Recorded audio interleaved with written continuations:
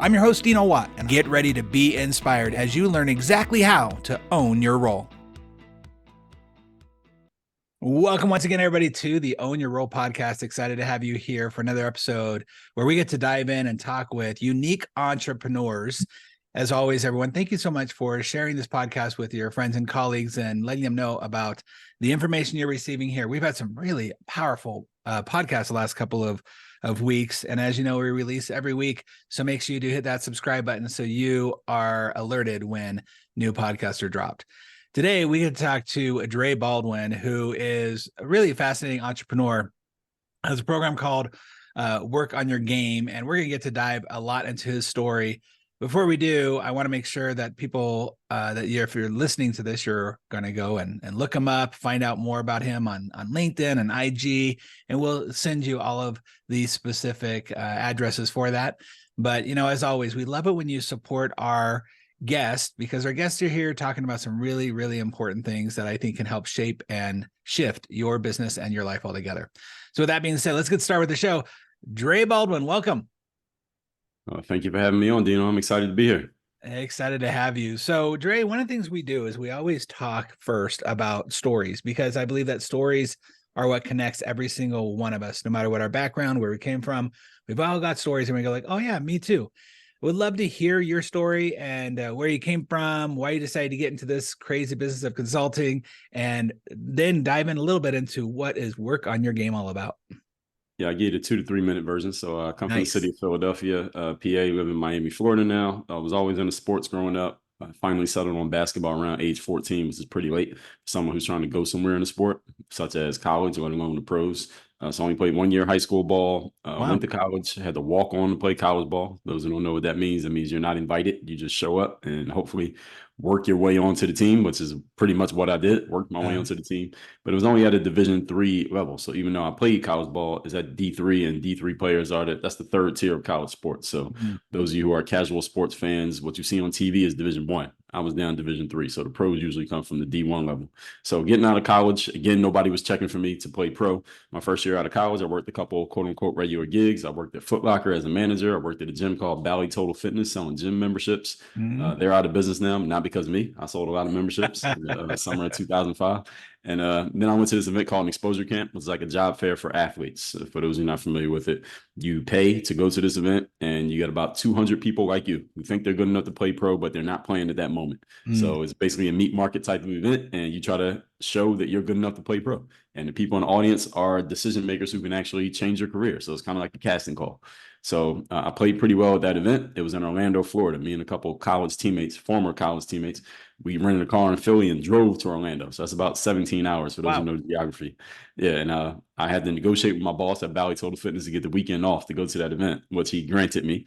And I had to be back at work on Monday. All right, so the event was Saturday, Sunday, and I had to be back at work on Monday. So I went back to work. Now I started cold calling agents, because even though I played well at the event, I had a good scouting report and some footage. Still nobody knew me. So I had to get them to know who I was. I cold called agents, found me an agent. It's a long story short. He decided to represent me, got me my first job in Kaunas, Lithuania in the summer of 2005. So that's how I got on playing pro. At the same time, I took that footage from that exposure event. It was on this thing called a VHS tape. You remember those, Dino? Dude, I remember before there were VHS tapes. So that's how old I am. Yeah, so I had the VHS. I got it transferred onto an audio, not a data CD. And they had an audio visual store, and I put it on the computer and uploaded to this brand new website I just heard of that said you can put up as much footage on here for free as you want. It was called youtube.com. And that's how I started to build a parallel career. It wasn't a career at the time, but it just became a thing. I just had a video on YouTube. So I started playing. I'm playing pro. I'm going bouncing around different countries overseas. And about 2009, my phone's not ringing. And I had been sporadically putting videos on YouTube at this point, maybe once a month. So it wasn't a thing, but I had an audience, small audience on YouTube.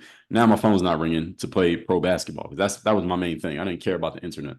And since my phone's not ringing, I started really thinking about how can I leverage this internet thing into something that can be substantial, maybe make me some money, because at this point, Google had purchased YouTube. So now you can make money for ad revenue.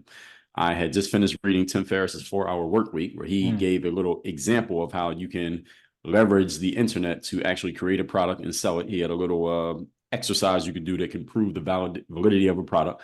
And I remembered about almost 10 years earlier, Dino, I had read this book called Rich Dad, Poor Dad by Robert Kiyosaki. Yep. And he had explained just basic concepts of creating or acquiring assets that can put money in your pocket that can replace working a traditional 9 to 5 job. So I had that in the back of my head, along with the Tim Ferriss situation, along with the fact that I was an unemployed professional athlete. So I needed to figure something out to make some money. So that's when I started creating my own products. And my first product was a $4.99 training program for basketball players. And remember, I made my first sale. I had a BlackBerry phone and a little light would blink. Nice. Yeah, and I remember making the sale, and it said, "You made a sale. Congratulations, $4.99." And I said, "I could do this for the rest of my life. All I got to do is take an idea, make it into a product, put a price on it, and sell it." And I knew I had more ideas than just that one. So that's actually what officially made me an entrepreneur. Fast forwarding here, about a year later, athletes started asking me questions about mindset because they saw, like, wait a minute, you only played 1 year high school ball. You put these videos up on YouTube. At this point, it was every day. Yeah, it's quite impressive. Now, Yeah. right now, I started to have an audience, right? And the players would ask, well, how do you get the confidence to show up at that one tryout, tryouts for high school, or one day every year? So you practice all year, you get one day. How do you get the confidence to perform at that one moment when the lights are on? Or why keep going based on all these setbacks you had in your career, Dre? Why did you even keep trying? Because, Dre, I just had a setback and I'm about to quit. Why'd you not quit? So I started talking about the mindset pieces that became the foundation to work on your game. And when I started doing that, Dino, what happened is people who didn't play ball started finding those messages, those videos I was putting out. So now my audience started to expand outside of basketball, because they would say to me, "Dre, stuff you're talking about applies off the court. It applies to people who work in offices the same way it applies to people who play basketball." So that told me, oh, I can basically segue this piece of my message outside of the sports world into the everybody else world. So when I stopped playing ball in 2015, it's exactly what I did, because I knew I didn't want to stay in the sports world. I knew I was not made to be a coach or a trainer or an analyst. I was going to play, and when I'm done playing, that's it. I wanted to move on. And that's exactly what I did in 2015. And that's what we've been doing ever since, as far as the consulting side. So speaking, coaching, books, courses, things like that. And that's pretty much what we're doing now. And our company is called Work on Your Game. So that's, I think it's longer than 3 minutes, but that's pretty much how we got here. Well, it's hard to put so much work that you put into in 3 minutes too. I mean, over 400 products that you speak all over the world. He wrote, was it 31 books now? 35, but who's counting? 35, but who's counting? No, listen, like, first I want to kind of go a little bit backwards, because people who've heard this show, I have almost 200 episodes. They all know I'm not a sports person. Like I played sports very, very rarely when I was a kid. I wrestled a little bit in high school, but I'm not the guy to sit and watch a game or play a game or especially on a Saturday. But I love sports analogies and I love what sports can do. So the fact that you were able to see that, hey, this isn't just for sports people, but you don't have to play ball to get it. You don't have to have been a career basketball player to understand the mindset, the power of that, the dedication. So I love that you're able to see that, because it's so powerful. And you're our second with this new iteration of our show. We had a gentleman on, I want to say about 2 months ago, who was a professional hockey player. And he also recognized, hey, when I'm done, I'm probably not gonna be able to be a professional hockey player for the rest of my life, or even at whatever level. So he has a program where he takes people who were in kind of the same situation, were in sports in some way, and turns them into amazing salespeople for corporations and medical devices and stuff like that, because you understand the power of discipline and all that. Right. But I want to ask you one question about something that really resonated with me. Going back to your BlackBerry, that first sale. Yeah. Do you still remember how you felt when you saw that notification of the $4 or whatever it was on your phone? Absolutely. Absolutely. I remember where I was, actually. I remember the building that I was in is not far from where I am right now. So yes, how I felt was when that sale went through, I was like, man, this is a real thing. This is real. And I knew that making money on the internet could be real, because I had gotten my first like Google AdSense check. Like, you got to get $100 to get cross the threshold. I got my $100 right from Google AdSense earlier, either that year or the year before. So I knew that was real. But then when I created that product, I said, man, this was pretty easy for me to do, because I was just going off of stuff that I already had. All I did was just package it up in a different way. So we learned this as entrepreneurs, people will pay for different things if it's the same material, just packaged up differently, and which is exactly what I had done. And I said, man, well, I know 100 things about basketball. This is only one product. How about I just make products for the other 100 things I know? And that's exactly what I ended up doing. I just duplicated that process and wasn't even running ads. All I was doing was just make a video on YouTube and just tell people go click on the link. Now, YouTube eventually cracked down on people like me. They changed the algorithm. So we couldn't do that so often. But how I felt that day, to answer your question, was, I mean, it was only 5 hours, but it was very important. It's like that first dollar that brick and mortar business frames, right? It was that validated that I didn't need to sign another contract to play basketball, even though I did sign another one. I didn't need it because I could make money from my couch just off of my intellectual property. That's what it meant to me.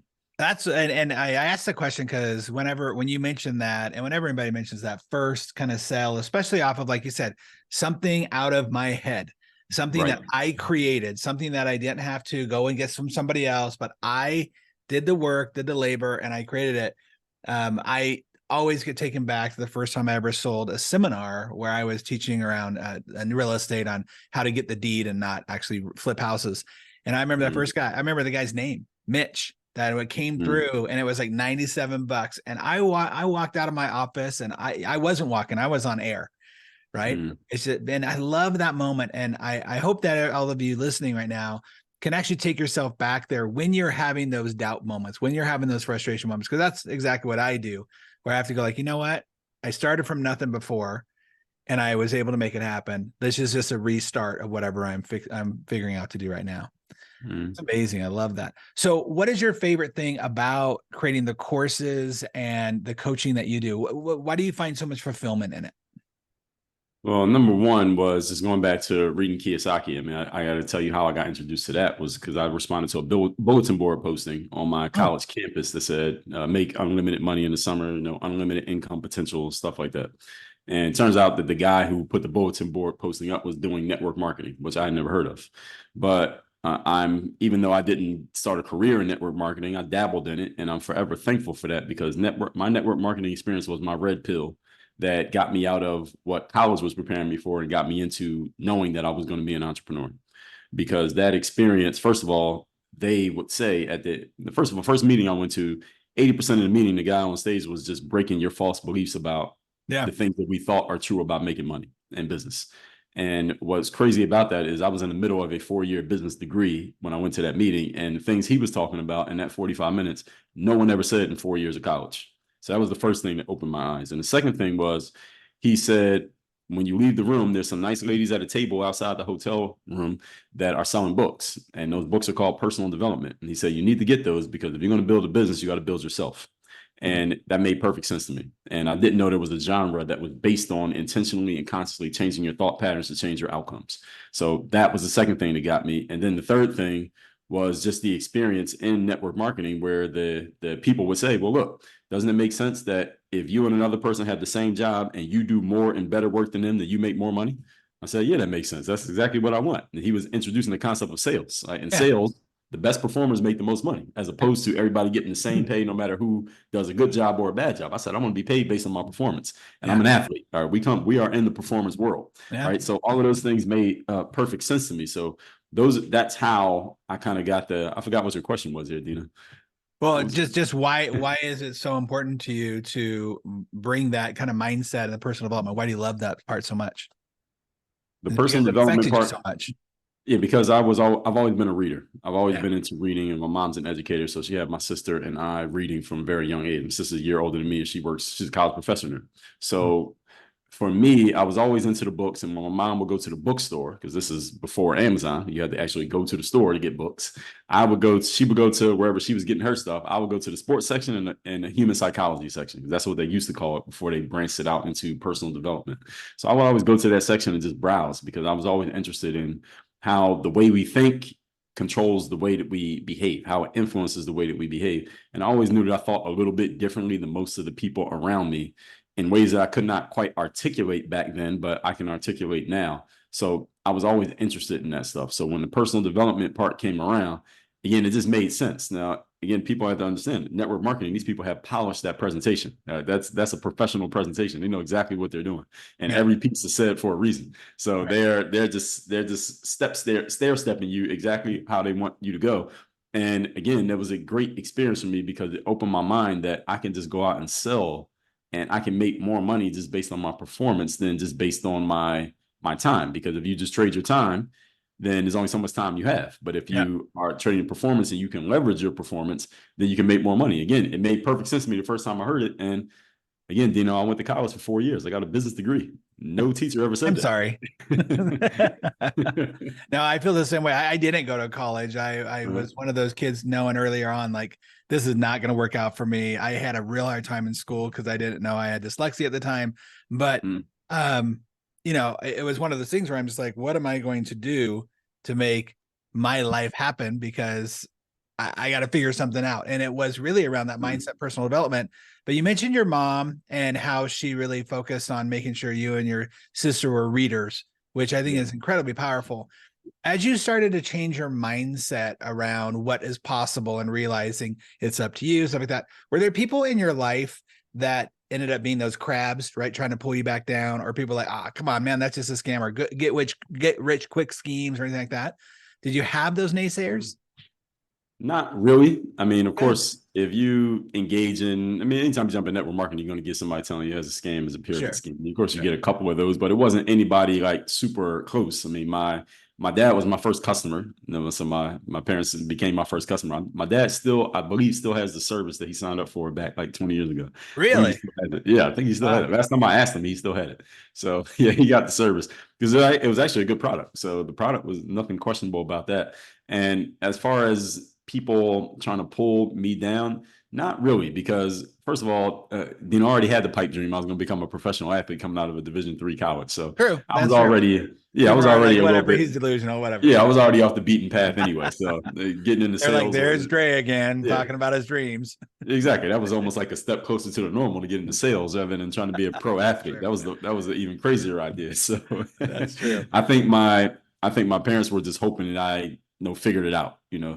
And like I said, my sister went on to be a professor. Everybody can understand that. Like she followed the path, right? Yeah. And for me, I was trying to be a pro athlete, and it was kind of shaky. The first couple of places I played, when the deal was over, I came back to my parents' home, right? So I think they're kind of looking at each other like, I don't know, is this guy going to become something? Then I'm on the internet. Like I have the YouTube channel. What's a YouTube in 2007? He has a YouTube channel. Like, what is that? So it wasn't until about 2009, 2010 when now you could find me on Google. Now I'm playing pro. Now this internet thing is a thing and I'm in it and I was known in it. And now it's like, oh, now he's a success, right? This is about 5 years after graduating, 5, 6 years after graduating. So nobody was really pulling me down to answer your question, but I think people were also kind of just looking and just trying to figure out, is this a thing that he's doing? Yeah. So then by about 2010, it was a thing and it was obvious. And now, no, you go on the internet. Now you can find me very easily. I'm a thing. So now that's when it was like, okay, success. So that's so important, right? The mindset that in some ways kind of sounds like it comes a little natural to you. I'm sure you, just like everybody else, have dealt with, whether it be imposter syndrome or negative thoughts or whatever, but when setbacks, but that mindset is so incredibly powerful and necessary in doing what you do. Nobody writes 31 books not thinking, people want to read this, or I've got something else to say. Right. Who the people that you surround yourself with now, are they, how important are they in your life and building your business? You mean like colleagues? Yeah, just the people that you have in your business that help you with your business, and then the people that you spend the most time with. But the people I talk to the most are all other entrepreneurs. For the most part, these are other people who are in business, and we're all on the same path. We're all on the same boat, doing different things, different ways, but we're all going in that direction. So I don't think we were recording when we were talking about it. How at the ClickFunnels conference, those are the kind of people that's where I reunite with people that I know, people I haven't seen, and a couple people I've met there that I need to call, as a matter of fact, today, just to follow up with them and stay in touch with. But those are the people I talk to, mostly are entrepreneurs. And it's funny that you use that phrase, the people that you surround yourself with. It's the thing is, I have staff, but they all work in the Philippines. So it's not like I'm shaking their hands every day.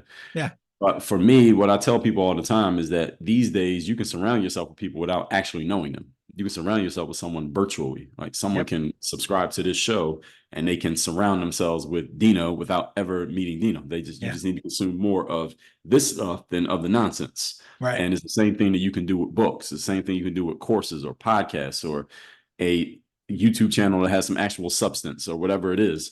And you can choose your virtual mentors. You can choose your associates that way. So for me, the biggest thing is just getting around finding the right type of people who are talking about something useful. And that's the only stuff I subscribe to. I would rather be by myself than be around somebody who's not going anywhere. So that's the way I look at it. I love that. When you meet with entrepreneurs, when you meet with Mm. business leaders, when you meet with teams, what do you feel like is their biggest mental block when they're not having the success that they want, or they're not actually achieving the goals that they say they want? What do you feel like is their biggest mental block? Just the lack of mental toughness, the lack of discipline, which is usually just a reflection of them not having the results yet so that they can say, okay, I haven't made a sale in 3 weeks, but I know I'm going to make a sale. You only get that when you kind of have gone through the experience and you've done it before. So what a lot of people need when they're just trying to get their footing is they need that support system around them. You need other people around you who are supporting you and reinforcing that this is going to work. You just need to keep plugging into the process. And this goes right back to what we talked about with network marketing. When you first start, most people who jump in network marketing haven't done any business before in their lives. This is their first entrepreneurial experience. And that's why they had those meetings three times a week. Right? That's the reason. So to keep you plugged in, to make sure that you stay plugged into somebody that's going to give you something positive. And that's why you have a team. That's why they tell you to buy the books. So you had a support. But an entrepreneur who's out there today, let's say somebody decides they want to hang up their shingle and they want to be a coach and they just want to start coaching. They're just going to start a coaching business right now from their home office. They don't have any of that system in place. There's no system. There's nobody to support them. There's no one for them to talk to on a regular basis. And this is why people like myself and yourself exist, where we have coaching businesses, we have consulting, we have group programs, we have these type of things when you know you're going to talk to somebody who's going to support you every week or every other week or 3 times a week when the group calls are, whatever it is. You need that support system. And everybody needs that in some way, shape, or form. Then when you have employment, you got it because you're there every day and you're talking to the people. But when you're an entrepreneur, you are out here on your own. You're in the jungle. And anybody watch National Geographic, those lions, you don't eat for a couple of weeks. You don't want to be a wounded gazelle. You don't want to be a wounded gazelle. Yeah.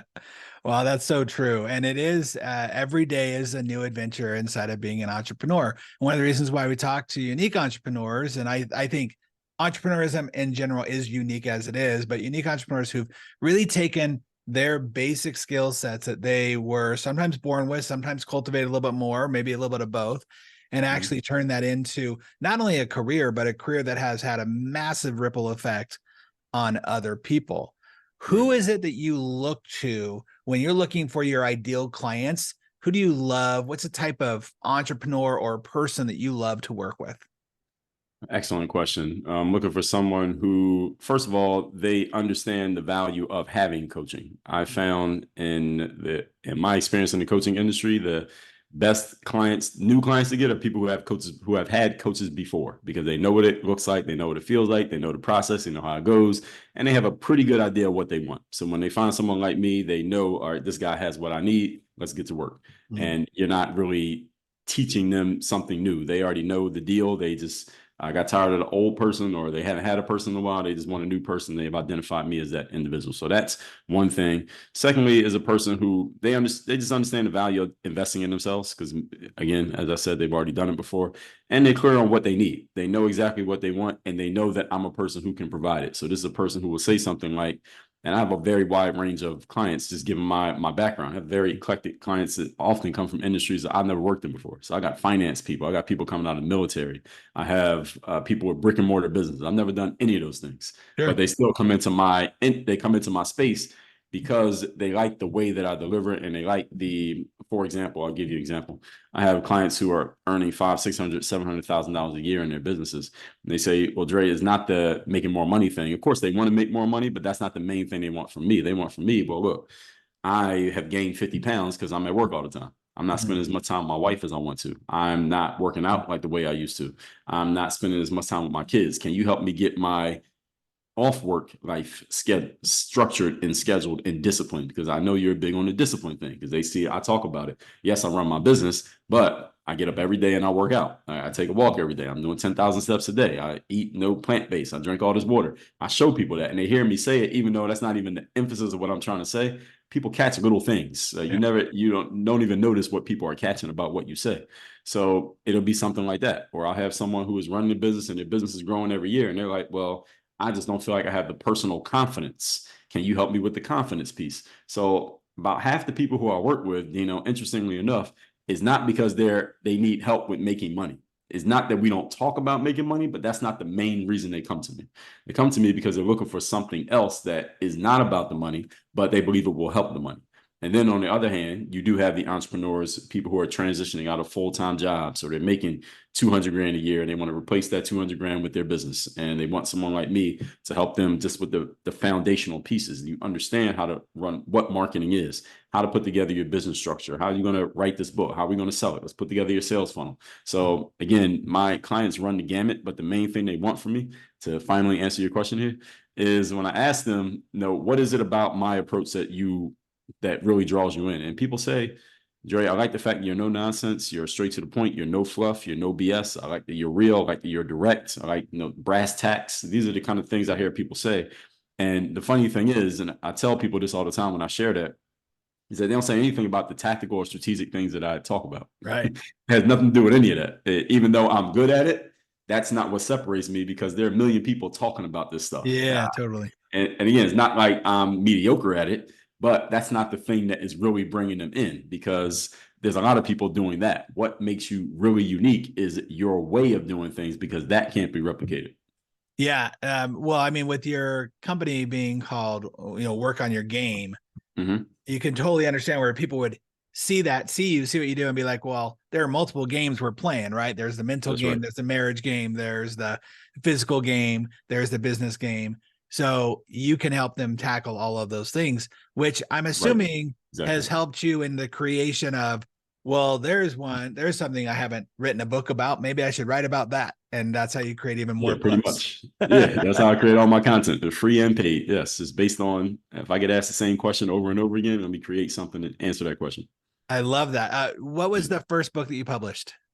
It was called Buy a Game. And that was the only book of mine that's a narrative book. And that was just for the athletes. And it was just me telling my story from when I first started playing up through college years. Every other book is nonfiction. Well, they're all nonfiction, but every other book is like a tactical, how-to, strategic stuff. Right. Yeah. The framework type situation. And that one was your story of how you got to there. I'm going to ask you a question. I know it's going to be hard to answer, but like asking, like, which is your favorite kid? Do you have a favorite book that you've written that still you go back to be like, oh, I'm so glad I wrote that? Yeah, probably my book, Work on Your Game. I'll probably go with that one. Simply because that's one of my books that is written with a traditional publisher. And it took forever to come out, which is why I don't like working with traditional publishers. But I'm in the middle of doing that right now. And honestly, I'm like, sorry. All the self-published stuff is so much easier. Right. Well, I tell traditional publishers, you got to make me a Godfather offer if I'm going to do that again. And I'll make sure I get the contract right. But a different story, different day. Anyway, that book, I like that book the best because, first of all, I've been holding the idea for writing that for a long time, because I wanted to write one book that comprehensively encompassed the entire philosophy into one book, which we did with that book. And because it was with a traditional publisher, this is one positive thing. I could say many positives, but one great positive thing I could say about working with a traditional publisher is the editing process was arduous. It was a lot of editing. I wrote the text, the manuscript for that book. I think I was contracted for 65,000 words. I wrote like 150,000 in like 90 days. It was wow. The words just came out of me. I already had the material. I just had to write it down. Yeah. And we just spent the next year and a half paring that down to 65,000 words. Wow. And the editing process, my editor was very good. She was a really good editor. And she wanted my opinion. She should quit working for the company and be our own editor independently. But again, that's my opinion. Yeah. She was a very good editor. And we edited that book down to word for word is perfect. So I could open that book any day. Sometimes I do this on Instagram. I open it to a random page and just show people, like, any page you open it to, that material is perfect. So there's stuff there. That book. Yes. So I would go with that one. That's amazing. I love it. Yeah. Well, then definitely let's push that one for sure. So number one, your publishers can see a little bump, a spike in those sales there. But number two, you did all that labor and all that work, and it needs to be rewarded there. Mm-hmm. When you have clients that come to you, what's your favorite thing that you get to see as a result of where, and maybe there's even a story, if you have a favorite story of like somebody who really was struggling, but just a few little tweaks that you're able to help them see. Because I believe that as coaches, as mentors, we just point out places for people. We not obviously we can't do the work for them, right? The hardest part about being a coach is when you say, here's the formula to change what you want to change, and people are like, yeah, no, I'm gonna do something else, right? I think it's Right. Dan Kennedy, I think, says the only thing that will mess us up is your own better idea, right? And so that stuff Yeah. happens all the time. But tell us about a result that you've had that you've really enjoyed and you kind of lean on. A favorite result I can help a client get is just helping them get clarity. Mm. Because a lot of times when people are getting coaching is because they feel like, it's not that they feel like inept, that they can't do anything. Oftentimes they're doing a lot of stuff, it's just not producing the results, and they can't tell how action A, action B, and action C connect. So for me, it's just helping people get real crystal clarity on what's happening, why it's happening, and what we need to do next. And that is from clients who are making 7 figures a year to people who are just trying to get their footing in entrepreneurship, and they're trying to make enough money they can quit their full-time job and just be entrepreneurs. So just this past weekend, as a matter of fact, I was having a group coaching call, and one of my clients is the first time he hopped on a group call. He's been in the program, but he hadn't been on a call. So he hopped on a call first time. And at the end of the call, he said, man, I feel like I'm on the moon right now. I finally have clarity as to what I'm doing in my business. And I've been doing this since 2016. That's what he said. Wow. I've been doing this since 2016. I finally feel like I know exactly what I'm doing. I know exactly what to do between now and the next call. And that right there, that's really what people want. People want that clarity. The next thing they want is an actual, hey, here's the money. But the first thing is they want the clarity of what exactly do I do? And my superpower, Dino, is my ability to take something that someone may see as relatively complex, and I can break it down and make it simple enough for a 5th grader to understand it. And what I tell people is that if you're a true expert, you can clarify and simplify anything for people who know absolutely nothing about that subject. And that's what I always help people do. So I love working with people where I know that they come into my program that I can solve their problems. Otherwise, they wouldn't come to me. So my job is to, okay, let's understand what's actually happening here. Let's break this down to the lowest common denominator. Then we're going to put it back together piece by piece in a way that you can't mess it up and it's completely clear. So that's really what I do best. And that's what makes me feel the best, when someone feels like they have clarity and they know exactly what to do next. Well, absolutely. Clarity is power, right? Just knowing, having clear vision. What do you feel, or what do you see with all the years experience and what you do on a weekly basis? What's the thing that's causing the most confusion with that clarity in people, or obstructing their clarity? The internet. The Oh, internet, wow. social media. That's Okay. what's, especially with, so it's 2 different types of people I work with on different ends. So you have people who are firmly established in business, and they often know exactly what they want. It's this one thing, this mindset thing, or help me with my out of work, non-office life, or I want to get this one part here. I want to write a book, and I know you know how to write books. So something like that. Those are the established people. Then you have the people who are just trying to get their legs as entrepreneurs, and they're not quite sure how to put together a book funnel, or what do I sell, or is social media going to work for me, or how do I know what to do next in terms of getting clients for my business. And often those people are often super confused because there's so much stuff getting thrown at you on the internet every day, and people just don't know what to listen to and what to ignore. And if you listen to everything, you're eventually going to get really confused really quickly, because people's messages are in conflict. Like, which one do you do and why? So what I help them do is understand, because what you get on social media is you get a lot of tactics. You could do this, you could do that, you can do that. You can get a million tactics on social media. What you need to do is go to a higher level and understand the strategy.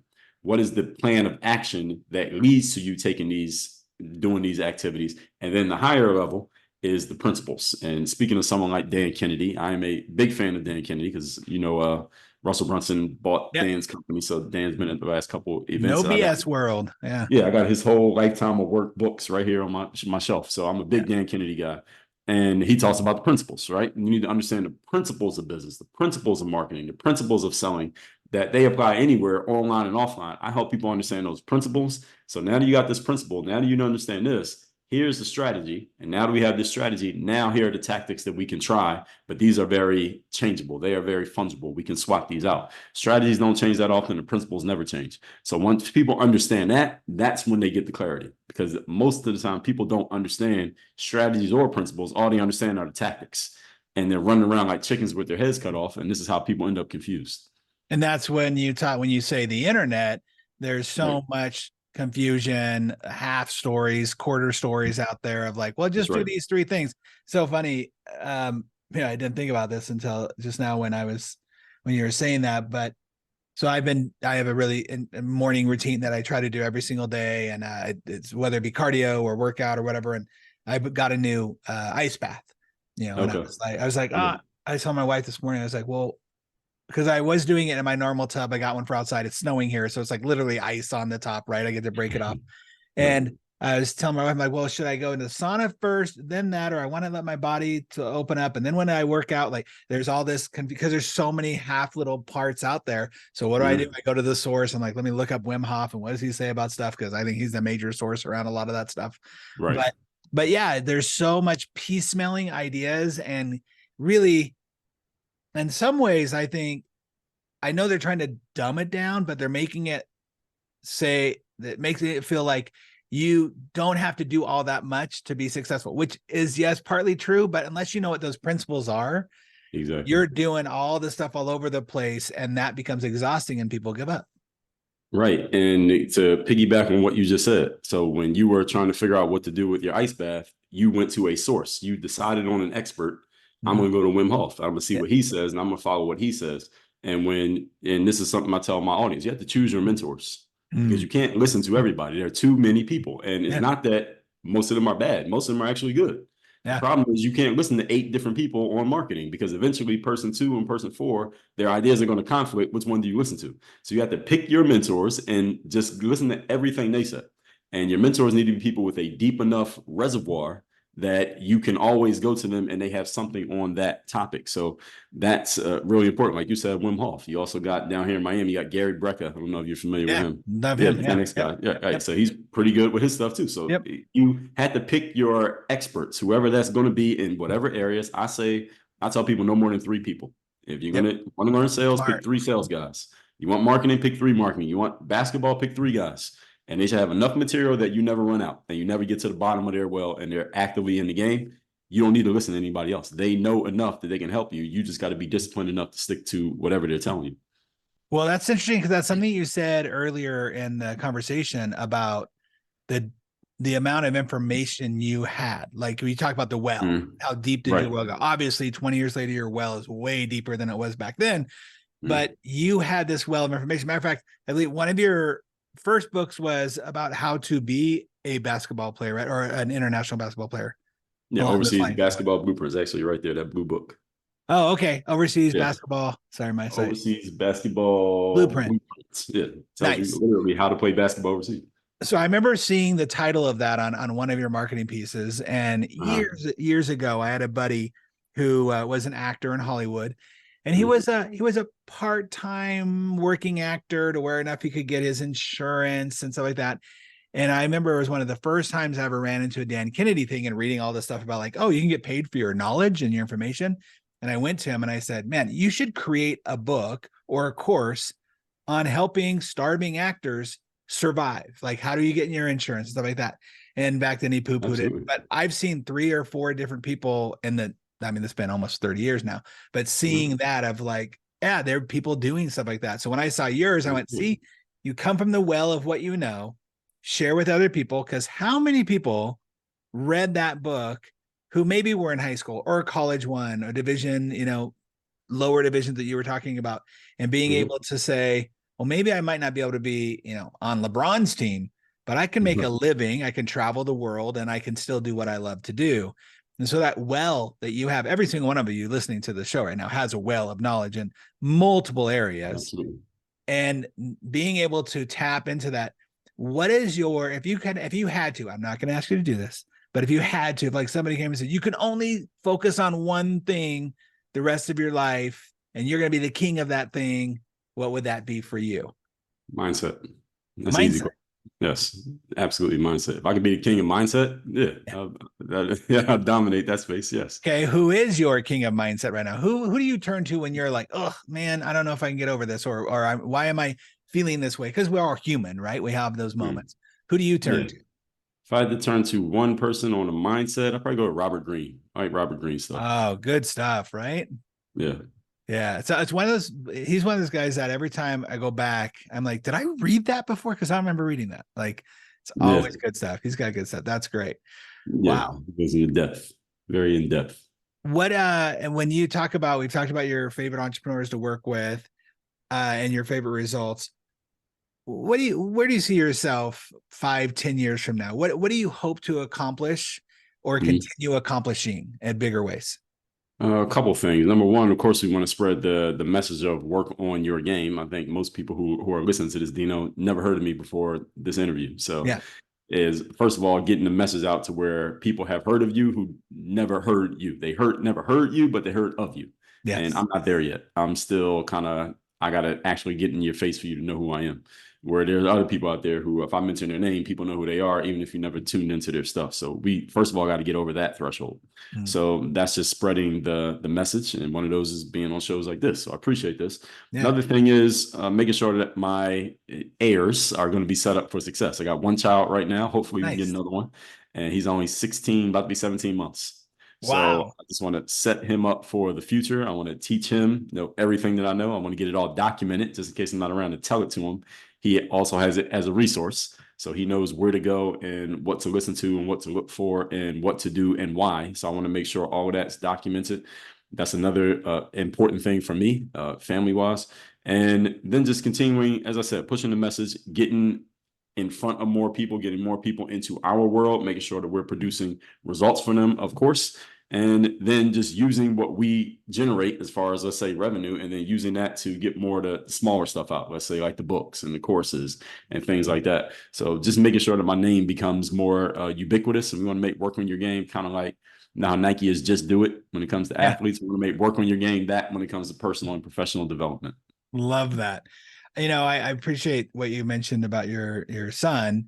And I do think that one of the reasons why I encourage so many people to write books, even a book, is because it is a generational legacy look into your mindset. So I wrote my first book. I wrote every single word, went back with the editors, all stuff. Every I didn't use any of these, what they have now with the chat GTPs or ghostwriters or anything like that. Everything, great word.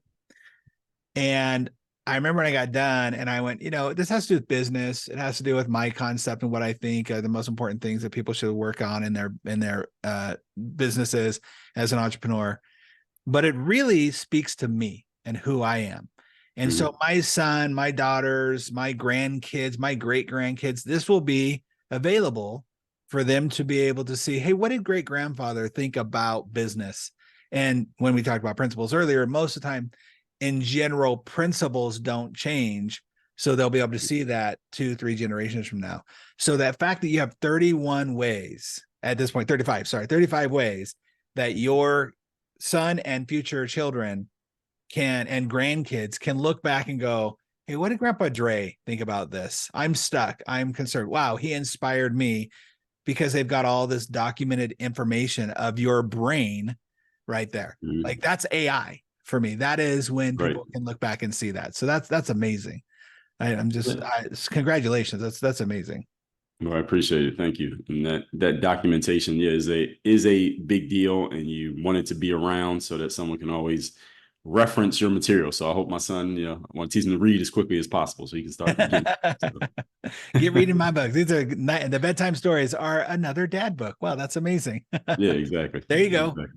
There you go. Now you next have to do a children's book around mindset, and then your son will have to read that book. That'd be great. Yeah, I got to figure that one out. Well, I just want to make sure people know exactly where they can go to connect with you, because I want to be clear too. Yes, you've got your books, you've got your coaching, but you're a keynote speaker, you're a trainer, you go to corporations, they come to you. Like there's options here for so many people, small business, big business. Where would people go to find you? Well, I'm on all the social medias, even though I kind of poo-pooed a little bit. I still use them. So I'm on social media, Instagram, probably most active, just my name at Dre Baldwin. As far as finding us off social, it's workonyourgameuniversity.com. So it's workonyourgameuniversity.com. That's where all of our focus is right now. but I'm on any social app. We watch the messages. So if you want to reach me, you can message me on any one of those applications and it will get to me through my assistant. I will hear about it. I will find out about it. And anybody want to reach me, just find me on any app or just email me, dre@dreallday.com. Dre all day. Well, this has been quite a day that we got to start off with talking to you, Dre. I really do appreciate it. And I love the message you're bringing to the world and how powerful it is and needed. And I think you will be ubiquitous when it comes to your name and what you do, because no one who spends the time, effort, energy to put together 35 books, let alone 3, and being able to do what you do, you have a message to share, you're sharing it well, people appreciate it. And I know we've been edified and supported in our show in this last little bit of time that we've had together. We end every episode with 4 questions we ask every single entrepreneur on the show. Are you willing to play? Yes. All right. These are just rapid fire off the top of your head, what you think about these. So the first question is, what do you feel is your highest and greatest responsibility on the earth? Making sure that I'm setting my son up to be successful. Ooh, so good. What do you want is the ultimate outcome for your life? I want work on your game to be the just do it of personal and professional development. By the way, that's a really great way to kind of succinctly say how you want your business to grow and what you want it to do. I love that. Love when you said that a moment ago. I thought that's smart. Next question. What do you consider true leadership to be? Inspiring and motivating other people to be better and do better. They should feel like they need to improve just because they saw you walk by. No. Wow, that's great. Lastly, every single one of us will have that final day on this earth, hopefully surrounded by all of our loved ones. What experience do you hope or want to have between now and dead? That's a great question. Nobody's ever asked that one. It's a deep question, Dino. So what I would want to experience between now and dead is I want to make sure that all the ideas and goals that I have actually get out and get done. They're not just getting, we're not just kicking the can down the road and saying I'll get to it tomorrow. That's something I even tell my audience is we have to act with urgency because we're all on the clock and none of us knows how much time's left. None of us knows how much time we have left on the clock. So we need to act as if we respect that. And I need to do that myself. Otherwise, I'm unqualified to say it to anybody else. Love that you said we have to respect that, because it's such a great way to think about not rushing, not feeling like you have no control over it, whatever it is. Like you said, we don't know that time. So respect the time that you do have and do with it what you can. So, wow. Powerful stuff, man. Thank you so much, Dre, for this amazing conversation. Dre Baldwin is obviously a plethora of knowledge and somebody that every single one of you listening to should reach out to just to connect with. Like, even if you feel right now isn't your time to hire Dre and you don't even know that yet because you need to go figure it out, go connect with him, get on his socials, find out more about him, because even the knowledge that we've been given the last 40 minutes has been awesome. What do you think is going to happen every single day when you get a little bit of Dre all day, if you will? Well, Dre, thank you again for sharing your time with us. Really appreciate it. Well, I appreciate you sharing your platform, Dino. Thank you for the opportunity. Of course. Well, everybody, that being said, there's another episode for you of Own Your Role podcast, and someone who's definitely owning their role as a mindset coach, as a leader, as someone who can actually transform this planet is Dre Baldwin. So please make sure you follow him. And as you do, don't forget to subscribe and like and follow this show and share it with those that are around you that you feel like would benefit from hearing Dre's message today as well. We'll see you on the next episode, everybody. Have a great week.